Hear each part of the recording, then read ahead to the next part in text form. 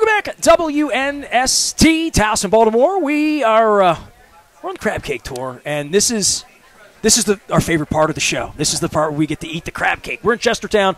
We are at 98 Cannon. I was calling it 98 Cannons because it feels like 98 should be plural, but it is 98 Cannon. I got the menu here, and I've called this the Serendipity Tour. It's segment 3 with Heather Mizeur.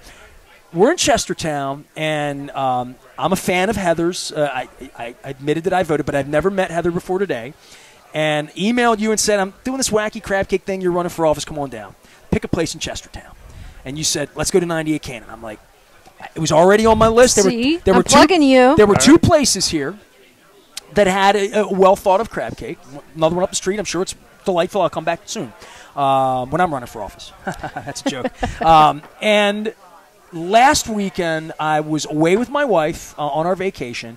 And one time I grabbed my phone, saw a Facebook thing. Randy Rahm said, you're going to Chestertown. You got to call Chris Golder. And I'm like, I know him. He's in my phone. So this is a Baltimore story brought across the shore. So much of Baltimore over. Every day I'm meeting people that have some sort of Baltimore background. Chris and I have been knowing each other a long time. Give everybody your background. How are you? I'm doing good. Doing real good. You told me how beautiful this was. You told me 2 years ago after you left Boathouse over in the Old Bay Cafe where I got into trouble in the 90s that you were coming to Chestertown, and I snoozed on it. I'm thinking to myself, who do I know in Chestertown? Who do I know? And, here you are running the joint that she recommends and that I was already 50% in on anyway. I'd looked at your crab cake and your location, and you run it. That's serendipity. That's the way this is supposed to be. So, it's been an interesting 2 years, going on my third year now, and we started in 2019, and just the new restaurant blues and troubles and headaches and just trying to get the plague hasn't helped. And then the second year was the plague, so I don't know what normal is yet. Well, for you, your background, I was telling Heather, you were a chef on big boats, right? Well, I started out way back in the 80s at the Brass Elephant. That was my very first job. They had good food. And worked my way through Baltimore and worked for a country club and moved around there. And then I found myself in Atlanta where I ended up going on a private yacht and spending about 8 years on that. So where did that yacht go? Where have you been in the world? Been a little bit everywhere, what they call the milk run, in the summertime on smaller boats, and I hate to say small when they're 150 and smaller, but, usually up to, Martha's Vineyard, Newport, and then the larger boats, we would head over to Europe in the summertime. Wintertime, we mostly hit the Caribbean, the Bahamas, so we did quite a bit of traveling, so I always tell everybody I've been very blessed to see a lot of the world on somebody else's dime. Well, this isn't a bad view. This isn't a bad place to be. Didn't get too far off the water. I told Heather this in the beginning, and it was sort of my opening statement, which is Chestertown, so pretty over there. Everyone loves it over there, and I've never been here, which was the purpose of the tour, was to see things I've never seen. And I drove across this bridge, and I thought, yep, just like they sold it, and I'm glad the sun shines out. Look at these puffy clouds back here. It's perfect. Crab cakes. I'm doing the tour. Crab prices, the bay, the water's right there. The crab. I was just over in Cambridge. Talk about crab cakes in Maryland because, you have to make a great one. You're here, and we always say, hard to get a bad crab cake in Maryland, hard to get a good crab cake out of Maryland. Absolutely. Your recipe you want to give away? Come on, tell us. What's in it? Well, it's probably state secret. Simple, just a collection of the good old Maryland Old Bay seasoning, some good jumbo lump mixed with lump crab meat, minimal filler, and do you fry it or only broil? We only broil. We're afraid that when we try to fry our crab cakes, they do tend to fall apart, so we stick with with simple broiling or baking. Give them a nice little sear on them, and again, you'll see them in a little bit. We've actually had them off the menu for a while just because, again, prices go so high, and it's like, how much can you really get for a crab cake sandwich? So we do a crab cake appetizer, which you'll see. It's with a local Maryland green tomato that we fry up. From Heather's farm? I could offer some. Yeah. I love fried green tomatoes. So, the only thing we did was we used the same recipe, but we took out the jumbo lumps, so we were able to make it a little bit more cost efficient. So it tastes great, and We sell quite a bit of them, and I just, like I said, when you're used to my crab cakes and you see the jumbo lumps in them, you don't want to sell an entree. An inferior product, right. Sure, or a product that's so expensive no one wants, right? Correct. And we really, when we came here, we made a focus on good value. You know, we're not going to be the cheapest guy in town. We're not going to be the most expensive, but we definitely want to make sure that you're getting a quality product. Well, for you and me, we go back to, we met at a charity event. How about that? That there's another piece of serendipity, right? Tell everyone your background with Taste of the NFL and my dear friend Nancy Longo from Pierpoint, who was, Nancy's just a loved one, a dear friend, someone that took care of me when my wife was dying, takes care of us when we're walking through East Baltimore, always throwing food at me, getting me some pounds on. But Nancy's a special person, and I know you had a relationship there where he and I met every year, same time every year. It's like that kind of relationship. Usually the third or fourth Saturday in January, then it moved into February. Night before the Super Bowl, I was eating whatever you and Nancy were slinging along with 32 other chefs, right? Right. So Nancy and I, we actually go way back to third grade. Wow. I didn't know that. And Nancy, did you have a crush on her?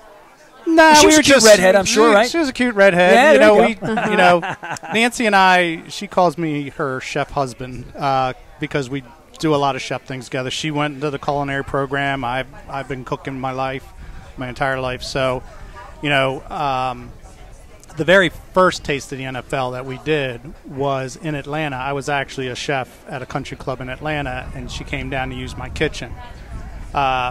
It's just a great event that she is the celebrity chef for the Ravens. It's a part of the food bank. And, I helped her out, and then going forward. You did it every year, or did you miss a couple? When I went on yachting, I kind of put a stop on. I think when it was in Indianapolis. You came back. I did it from Indianapolis up until when it stopped last year.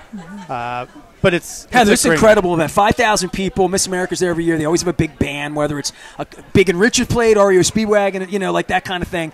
And chefs bring their food and bring an item, and it's a tasting event with wine, and it's for hunger. And Wayne Kostrowski, legendary dude from Minnesota, involved in it, and I get to meet cool people like you, and then all these years later, do some business at Boathouse, and now I wind up here with your crab cake. Chestertown for you. You've lived in a lot of places.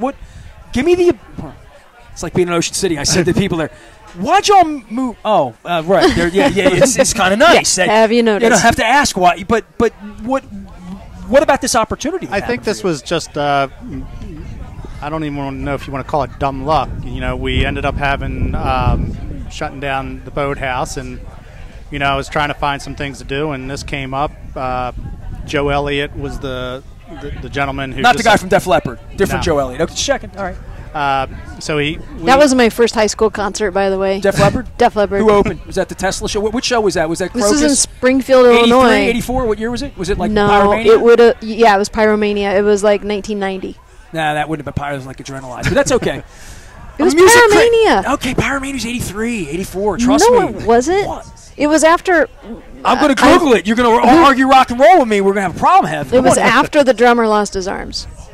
Oh, then that was not Pyromania. Then that would have been. It would have been Hysteria. You're right. Yeah, I get hysterical. Nice. When anyway, you're near. Armageddon. Here we go. So anyway, I worked out a deal with Joe and became partner, and we put this place together, and it's definitely a little bit slower pace, which when you get to my age, that's not always a bad thing. That's why I came here. I came here. Oh, excuse me, I'm stepping on my leg. I came here for slower pace today, so I think it's vibrant. There's plenty of people here on a beautiful Thursday. Summer brings out the best, right? This is such a cool little town because there's things going on year round. Everything from starting the beginning of the year, the Tea Party, all the way up to there's a jazz festival, Dickens and Christmas, and then the big what's it? The downrigging. Downrigging that is crazy here. He's talking about the bluegrass music. He was selling. So that was when the downrigging comes in. So it's just like every weekend there's something else, and then when the college gets going, the parents are coming in every weekend, and So this isn't, we do drop off a little bit in the off season, but we stay busy. I mean, this is a great hunting town for, for duck and deer and geese, and, it's big business around here. And, it's just a nice little slower pace, How far door to door? How long is it going to take me to get home tonight? Like, when I leave here, am I going to go north 95? I live at the Inner Harbor, literally. What way would you Hour take and the 20 bridge? minutes. Or would you go around? How far is 95 from here? Today, if you're in the Inner Harbor, I would go through Annapolis and take the bridge. I would only go north on like a Sunday at a particular time to avoid the bridge traffic. But you're going to be fine today, Thursday, heading back. Is it faster? When I Google Map it, is it going to show me to take the bridge? To my folks' house. Oh, hold on. I'm going to Google Marsh. Map it. Here we go. To my folks' house in White Marsh. If I go through the Bay Bridge, it's 82 miles. If I go north, it's 82. Mm-hmm. It's like 1 mile difference. Mm-hmm. I tend to go north during the day and at night come over the bridge. Oh, well, 95 is a long way from here on the north. You're a lot closer to the bridge than you are 95 here. Yeah. Right? Well, that's. I was kind of hoping to drive north just to see some pretty stuff not that I've that never bad. seen. It's splitting the difference, so you should, and you'll go right by my farm. We're outside of Chestertown on Route 213 between Chestertown and Kennedyville. And I have been told I have to get a crab cake in Chesapeake City. I was just going to Rogers say told me I have to go what there. you're going to see is Chesapeake City's gorgeous, and there's a giant bridge that you'll Schaefer's Canal House. Mm-hmm. I have been told I have to have a crab cake there. So, Yep. But it's a lot longer. It's $1.57 right now north, but only an hour and 29. So it's an hour and a half. I mean, I was trying to get a vibe for. All right, you want to come do this? How long does it take to come over here? Because there's always that. This is kind of the beauty of Chestertown. We're just about 90 minutes away from everything. D.C., Baltimore, the beaches in Delaware, Philadelphia. We are Do you fly into the equidistant to all Philadelphia of airport more than BWI here? I'm leaving tomorrow to go to Chicago, and I'm flying out of Philly. It just depends. It's the same distance. It's the same as Chris just said to his parents. My house is equidistant between BWI and the Philly airport. I go where the ticket's cheapest or the flight times are better. Well, Brian loved living over, the bridge. My first friend that lived over the bridge was John Stedman. He had a home in Stevensville. I mean, I'm talking 1988, 89. Stevensville was just, I don't even know that they had the fast food places that they have now to stop on the way to Ocean City. But the whole shore for a 52-year-old kid who drove with his dad in the Torino, over Nanticoke bridges and how long it took to get to Ocean City. It is amazing to see the roads that have been built here, how clean. The Eastern Shore is really clean and beautiful, like in a way that I told Dennis it must be the Coons Ford Bronco, that the windshield has some beauty thing in it that when I look through it, because everything I've seen the last 4 days, driving off these roads, Suicide Bridge up in Hurlock, and these towns that I never would have gone through that this tour is forcing me into, we really have a beautiful state. Yes, we do. And I know you're trying to represent a percentage of it, but I don't think people over my side doesn't come over here and do it. Clearly, it's taken me my whole life to get to Chestertown. I had the mayor of Ocean City on the other day, Rick Meehan, and I said, "Have you ever been to Deep Creek?" He's like, "No." And I'm like, "I've never been to Deep Creek either. You guys been to Deep Creek Lake?" Oh, hell yeah. I ran for governor. Yeah, I've been in every better. part of this state. Deep Creek is beautiful and gorgeous as well. What's your favorite part of the state? Oh, other than Chestertown, of course. Go ahead. I'm not picking sides. See, I'm not picking crab cakes, broiled or fried. I'm taking it however he brings it. Chris Golder's here. We're at 98K. We're going to come back. We're going to present the crab cake. We're going to hang out here a little while longer. Heather's going to try to detour me through every brewery on the Eastern Shore, apparently. But I'm getting home to my wife. We're going to be at National Harbor with Donna Edwards at the Crab Cake Cafe. I'm spending the whole weekend in Southern Maryland. We're going to be in Leonardtown, St. Mary's, Solomon's, Calvert Cliffs, doing all of that over the weekend, and then next week back closer to home. Crab Cake Tour is the hashtag. Back for one more segment. You're really going to bring us crab cake, right? Absolutely. What's the appetizer thing you're bringing? Tell me about it.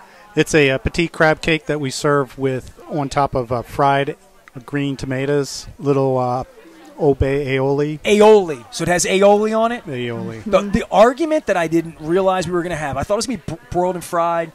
Every person that's brought me a crab cake has brought a remoulade, a tartare, a cocktail, and then there's the argument of like, you're not going to put that on a Maryland crab cake, are you? You're not going to put ketchup on the filet mignon. And I've been a cocktail sauce guy a lot of my life, But in all of these restaurants, you mix. This is a different. It's a different version. It's a takeoff. But it might be something I've never had on a crab cake before because maybe I've never thought to dip it. I'm always an aioli girl. If I'm picking crabs myself, I'm all about vinegar and crackers. But if I'm eating a crab cake, I've never eaten a crab with vinegar and crackers in my life. Life. What? I went through this with the Thrashers people about ketchup and that they don't have it. You know, they only serve. By the way, they don't serve malt vinegar. I always thought it because when I go places and they serve boardwalk fries, it's apple cider vinegar. I did not know that. And they're russet potatoes, just in case you need it. I'm learning stuff on this tour, but sauces and stuff. People argue about this and like. I'm a condiment queen. I'm all about the sauces and the Old Bay aioli for the crab cakes are delicious. So I'm going to want it. It's going to be a plus. Yeah. I've had so far. I had a remoulade that was a little spicy for my taste. At Fratelli's, it's delicious, but it's just spicy. And then yesterday I was at Blue, which is the old Embers in Ocean City, and they were adamant there about homemade tartare, homemade cocktail, and they wanted me to try it, and I did, and they were all delicious. But it wouldn't have been the thing I would have dug into, right? Well, you also have to, you can't be on a crab cake tour and not take unadulterated bites as well. How else are you going to measure? Like, it's almost like you need to have an opinion about best crab cake naked and then what was your favorite condiment. They're all different. Chris, I'll tell you, and I told this story earlier today, this is day 5. I have not had a crab cake with celery seed in it. And I only bring that up because I grew up poor in Dundalk. I think, when my mom made crab cakes at home, it was claw meat, and I was over at Jam Clayton today seeing them literally separate what is jumbo lump from the other parts of the crab. And Damie Holland explained this to me from Fadley's forever.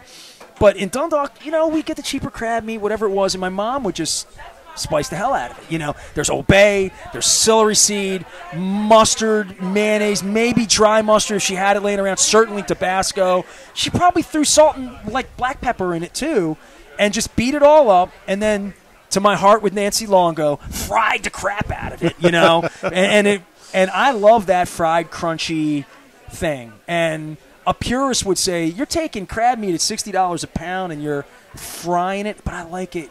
I like that crunch. And I'm going to enjoy a broiled crab cake too, but there's so many different ways to make it. But I haven't had celery seed, and I wouldn't make a crab cake in my kitchen without celery seed. Yeah. And that's – so I guess I'm not doing it right. Remember the old days when they had the crab fluffs? Yeah, they would like – it was just a big ball of dough. It was almost like what do they call them, a festival in Jamaica, right? A little bit cornbread, hush puppy. Yeah, it was kind of like a corn dog, but in the middle was a crab cake. What else do you make here that's like that we would want to order and dig? I saw somebody doing some shrimp, and like that kind of got me moving a little bit. So Gulf shrimp, I think was what it was. Yeah, so we do what we call steamers. So we have steamed shrimp. You can get clams, mussels. We do a red and white sauce for our mussel. You do a spicy sauce on mussels? A little bit, yeah. He's like a real chef, this guy. Thank God for you. And then the burrata and tomato salad is delicious. Tis the season. Tis the season. All right, we'll take a break. We're going to come back. We're going to eat the crab cake. I'm tired of talking about it. I'm going to eat it. We're having lunch. We're at 98 Cannon. We're in Chestertown. I'm Nestor. She's Heather. He's Chris. We're back for the crab cake right after this.